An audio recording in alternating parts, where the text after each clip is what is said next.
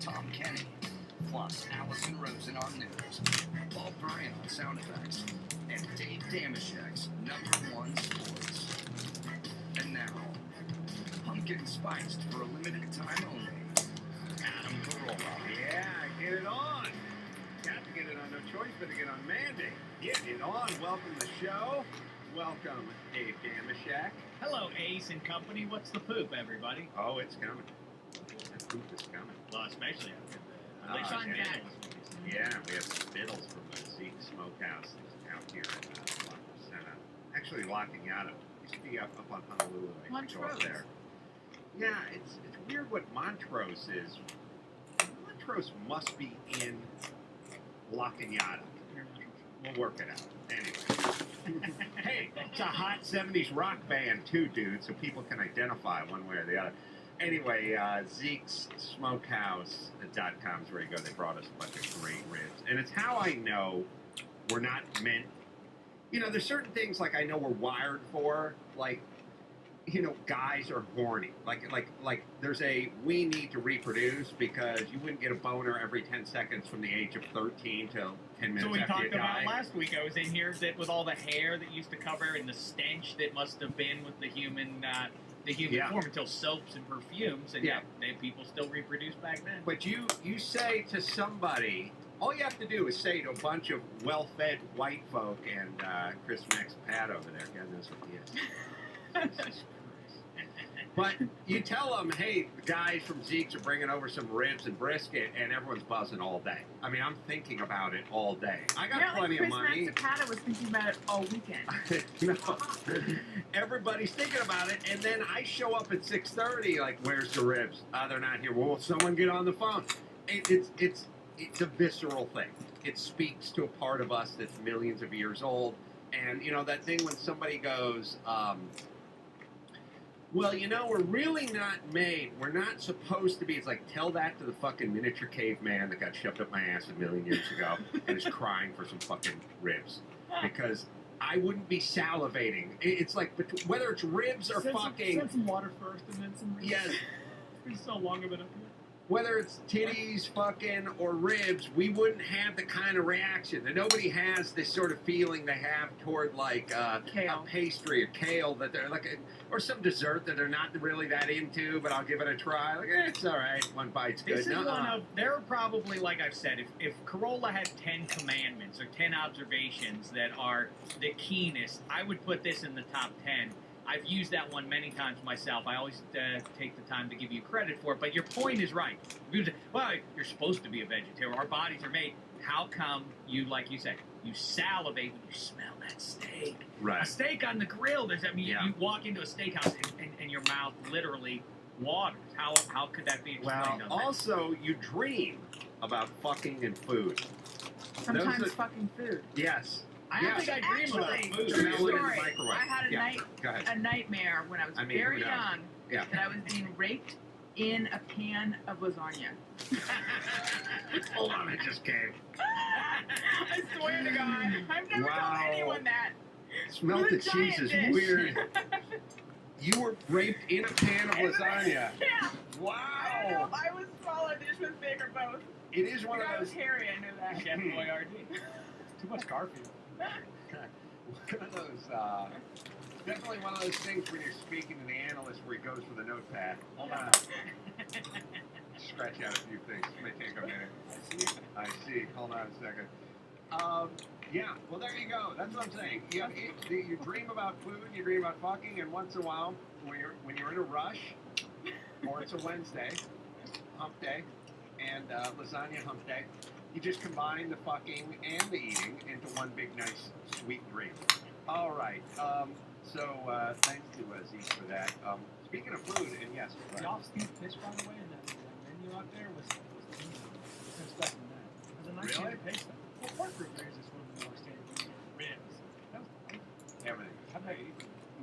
And pulled pork. That was the best. That was my favorite. What two words sound better together? Yeah, the two of my favorite words, pulling and pork, just combined. It's like tiger shark, you know, it just sounds good, you know. I just was in Charlotte, North Carolina for an atrocious Seattle and Carolina, but the highlight was Carolina barbecue. Now, see, I've always fancied the KC stuff. The thicker sauce. You do. Now the vinegar sauce. Mm. Yeah, that stole my heart. Zeke Yeah. told us this is Carolina style. Again, this is why the terrorists hate us, because one of our main arguments is over barbecue. So what do you guys have a problem with? Clean water? Oh no, our thing is a barbecue. I ordered barbecue. I thought it was going to be KC. It was Carolina stuff. That's right. We don't have like warring factions and ethnic cleansing and stuff like that. We do argue over barbecue quite a bit, and I just agree to disagree. I will say this, and it's funny that this thing just popped in my head. I forgot to talk about it yesterday. Lynch wrote me a little intro that had to do with the seasonal pumpkin thing. Do you guys know we have broken the record, pumpkin-wise? Essentially the 4-minute mile has been broken in pumpkin, which is a ton. It's 2,000 pounds. We've had 1,900 and change or 1,800 and change. Who's the new largest pumpkin? Over 2,000 pounds. And it couldn't be done. Then I say to everyone, what has more range than the gourd? You see the little miniature ones that are small as a small. Is it a paperweight? It's a plum Is it on your decoration? What is the ones, and those are 2 ounces, maybe 3 ounces, and then there's the big brother, 2,000 pounds. Now, we have interior linemen in the NFL that go 270, 375, 380, but we all go 180, 200, so it's not even really twice as much as us, and that's the biggest human being on the planet. It's not like, well, they do 2,000 pounds, they do 1,000 pounds. They do is really the weight of an olive with a little pimento in it versus the weight of a compact car. There's the pumpkin, by the way. It looks like, in the same way that a human being who's like 400 pounds begins to spill everywhere, that is an obese pumpkin. Yes, and that's the point. And so, nothing has more range than a gourd. And number 2, they can stud these things out. Meaning what? The seeds. Oh. The seeds are worth pumpkin fucking tons of dough. You sell the seeds to that pumpkin. You've just given Yeah. Allison something to do. That's right. That's right. All right, so I love, by the way, record's been broken. May I Yes. say this about pumpkin and food? Now my mind's swimming.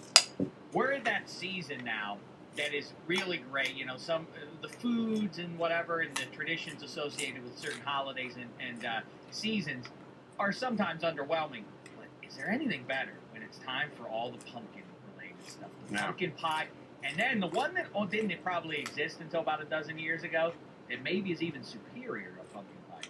Pumpkin cheese. You know? You had some pumpkin cheese? Yeah. Pumpkin cheesecake. Ooh, la. Yeah. It is true, and while I'm not a big fan of flavoring things, especially iced tea, and by the way, people tweet me things all day long. This passion fruit has made its way into like deodorant and yogurt. This thing that did not exist 8 years ago until I started complaining about it, is finding its way into almost everything. And I want to talk to that motherfucker who's in charge of the board that distributes this and say, you've done a fine job, because A, no one knows what this is, passion fruit, and B, everyone hates it. You want to talk to Big Passion Fruit? Yeah, that's what I want to talk to. So, also exciting news, Sheck, me and Bill Simmons, VO5, the conditioner, has passion fruit in it now. Passion fruit smoothie scented moisture milk conditioner. Okay, Passion fruit smoothie. This is everything both of you hate. But here's the thing. All right, 12 years ago, no one knew what passion fruit was, and I started going out to restaurants, and I was like, they keep giving me this passion fruit tea, and it tastes like shit. Who the fuck wants passion fruit? I don't know what this is. I don't have it. And then I used to say it all the time. Is there passion fruit yogurt? Is there passion fruit pies? Is there passion fruit conditioner? Do you have a passion fruit smoothie when you go to the Jamba Juice? There's no passion fruit. Why are they putting it in our iced tea? That was 10, 12 years ago. It is now ubiquitous. When you order iced tea, you get passion fruit, and then you say, I wanted regular iced tea, and they go, this is regular iced tea, which means we've crossed into the land of no return, and we'll never come back from this. We won't recover. But now it's everywhere, and something has happened, and you know a human being that said, you know what's missing from this fruit cocktail? and then said the word passion fruit, or offered you passion fruit, or come home from the market and said, "Oh, they got some good passion fruit at the farmer's market." I don't know how to eat passion fruit. I've never cut it. I don't know if you peel it. Right. I kind of know what it looks like now from seeing it on pictures of products and antifreeze Like a and glamorous kiwi. transmission fluid and stuff. But what do? Cut it open? Suck on it? Where's it come from? And who's decided this? Now that you mention it, I think that outside of the actual fruit industry, when it comes to like these things, passion fruit is just a catch-all for vaguely sweet. I don't think anyone actually knows what passion fruit tastes like. I bet blindfolded we probably couldn't tell a passion fruit from a guava. I like it. It looks like a guava, sort of. I mean, it looks like something. Yeah, but they're showing it. They're showing a picture of something. Passion fruit shampoo is probably just vaguely It's like an sweet. onion. But yeah, so what we're looking at is No, a if it was called bottle. here's the deal. If it was called a kumquat, nobody would buy it. Because it sounds like shit. But we're such retards now. We take this fucking fruit that nobody wants. It's called passion fruit. Oh, now I'm in. Yeah. Like, if you made some shitty dessert that I didn't want. Like, you made flan. Flan is one of those things where it is shitty and it has a shitty name. So, consumer warned and we're done.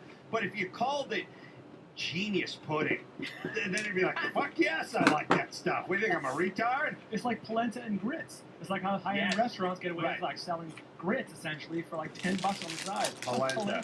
Yes. Two points. First of all, as I've said many times before, and I shall say again now, I like that society actually can be duped on some level by renaming things. You see this quite a bit in professions that have a negative reputation about them. Stewardesses, Mhm. excuse me, sir. Go ahead. I like to have some fun, and I like to joke around as much as the next guy. Mhm. I've gone too far for my mind. As a matter of fact, taste the blaster. Uh, Jerk! I just gotta find I the light. said jerk! Yeah, you turn it on yourself. That's Yeah. it. You deserve it. You earned it. Stewardesses are now flight attendants. Secretaries are now assistants. Nobody does this unless you need to revise your reputation. You're not a garbage man. You're a sanitation worker. And Yes. somehow, I guess it does upgrade the thing. But I always like to think about with things like this. You're not a Bob- rape victim, you're a rape survivor. Yes, yes. And it just keeps going and going and going. This is the left, by This the way. bottle- They correct everybody. Right? Whitey, rich Whitey, they don't give a Reframe. fuck about this. They just go, she's a stewardess, and they slap her on the ass. Yeah. It's correction. It's correction. It's Native American. It's indigenous American. It's not Indian. It's all correction. It's let us correct I'm you. sure I speak for Allison and women everywhere when I say, boy, for the olden days. Where old white guys would just slap me Thank on you the for ass. speaking Yes. for us, Dave. Awesome. Well, that was being sarcastic. Mhm. I was being sarcastic. Oh, I'm saying, I of was being course. sincere. Hey, Oh, you I would like didn't that. get it. Here's how I it worked thought you in would. the old days. Hey, little lasagna fucker, how about you freshen up this highball? Thank you, sweetie. Walk away good and slow. I like, though, that bottle of conditioner that we were looking at. It's passion fruit smoothie. It's conditioner. I like to envision a guy who's been in a coma for 40 years waking up. Those words would mean nothing to him. Wait Right. a second. Smoothie? What's conditioner? What are Right. you talking about? I don't know what that is. What's that bottle? It's got passion fruit. What's a smoothie? I don't know what that means. Right. I don't know what any of the words on that bottle mean, and I speak English. Yes. And the good news is it's too heavy for you to take on an airplane. What do you mean? I can pick it up, no problem. No. Airplane? Interesting. What's an airplane? Well, 40 years. All right. Good news, Shaq. I'm going to put you in a good mood. Tomorrow, me and Bill Simmons are going to go see Taken 2. Oh, wow. I want to see what kind of... Hey, Ace Man! We got to see Taken 2. So we get 50% on Rotten Tomatoes. Go Pack. I got to see what kind of condition Liam's hair is in. Because Liam, he's outgrowing his hair. He has the face of a man who's loved and lost and seen all of his 56 years or whatever Liam Neeson is, 61, 58. I don't know what he is, but his I hair, think he's past 60 now. his hair still jet black. And it's kind of okay if the story is he plays a gay Madison Avenue publicist. But when he plays a guy who works for an oil company and lives in the frozen tundra of Alaska and shoots wolves, then where's all the Grecian formula coming in? Is that on the next pallet drop that's coming in from Seattle? Like, how much are those guys who just live amongst other men in a place where the sun never shines. Where they probably have zero mirrors. Zero mirrors. No, they look at themselves in a frozen lake or frying pan. Flow. Yeah. Why does that guy have the Grecian formula? Literally living off the fat of the land, but dyeing the hair at the same time. Taken two coming on. It's got a little gray poking through on the temples, but it is weird, and it's a tough thing. Like when you're talking to the actor, because you have to be able, like the director has to be able to say to the guy, "Look, this is a haggard, hard-drinking guy, cast off from society, picking up the pieces." Out in Alaska, shooting wolves for a living. Probably, saw a couple of tours in Vietnam. Why is his hair jet black? Because everything else about him looks the part, but the hair looks like Paul McCartney. Is this the director's choice or is this the actor's choice? And then why doesn't the director get to go, our character would have some more gray because he's playing a 50-something-year-old dude? Doesn't it seem like it would have to be the actor's choice because anyone involved in the art direction of the movie would not want that? I would think. On the other hand, hey, leading man, hey, he should look as young and virile as possible. All the young ladies who fuck the lasagna. Excuse me, I was being raped in a pan of lasagna. Sorry. Hello, it's very different. Sorry. Yeah, now we gotta find a picture of that movie where it's like, what's that fucking shooting wolves movie? The Gray. The Gray. It's ironically named Gray. Question while we find that. Is Liam Neeson the most unlikely ass kicker in movie history? Or at least recent movies? Because he was kind of started off, he was, this Irish guy who was in some movies here and there. Now he's together a run of movies where he's an ass kicker. Well, I would say unlikely, except for the fact that he's sort of a strapping guy. And at least he has that, at least he has that thing where he's physically has the stature to do it. It's funny when they turn Henry Winkler into the tough guy. But that's the greatest in Hollywood history. Is that this little Jewish fellow was the coolest man. It was the Bond. Yeah. All right, we need a picture of him where he's not covered with snow. Sorry. He is a strapping fella, 6'4". He's a hunk of man. I stood next to him. Yeah, he's a big fella. He's one of the very few. I'll tell you who's an unlikely one, Paul. Tom Cruise. Yeah. He does not cut the figure of a tough guy. He's running with those arms pumping like Dave Megan. There's a little football reference for it.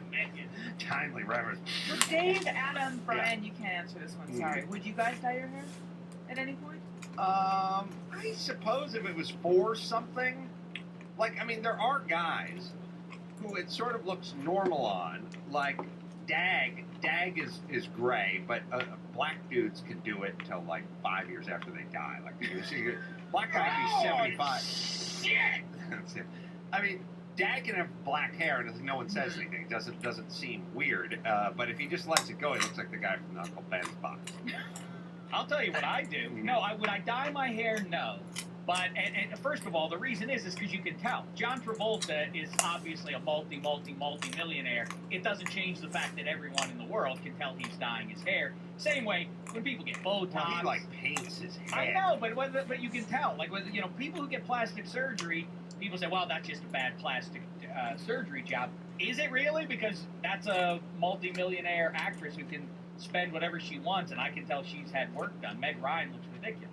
Yeah. I don't understand the motivation when people get that. But what I do, Allison, is I got the flesh yarmulke going on the back of the head. It's emerging back there. Well, listen, I do some stuff on camera these days, and I've caught my reflection looking back. I've seen caught the flesh yarmulke. Now they have this stuff. It's like pepper. They just hair pepper on my head. Look at this. See, I never would have known. I've never noticed. Well, you would never know because I'm taller than you.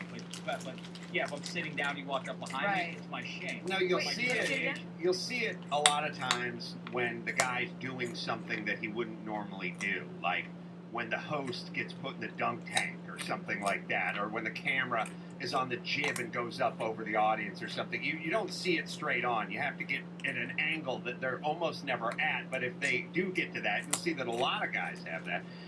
They used to fill that in there was a Ronco product called Top Coverage. Right, I remember that. And it was this can, you'd shake it up, and you'd spray it on, and it was perfect. Like, but it was great because it was during the heyday of the comb over. So you just paint your whole scalp black, and then you'd comb it over, and it was like invisible. Your friends and family. Wife says, I look, 10 years younger. By the way, who gives a shit what your wife thinks? What was your girlfriend? You know what I mean? But there was a great part of the commercial where it goes, won't come off on upholstery. And I always thought, yeah, because that'd be pretty fucking embarrassing. Like someone in a linen sofa, like, what the fuck happened? Someone drag a briquette across this? That's me. I'd like to admit that so I have admitted that I do that, but only when I'm going to be on camera. I do not out of vanity just do it, before I go out of the house. Today? Yes, I don't go out of the house and do that. But, Kimmel did the greatest move of all when Leno took some shots at him a couple months ago, and Kimmel said, I don't know what you're talking about, filling in my bald spot. Look, and he took a towel on camera and he rubbed it on his head and showed that he's actually doing the exact same thing that I just described, the little, hair pepper stuff. And he wiped it off and showed, see, nothing. And you could see that he obviously had painted it in.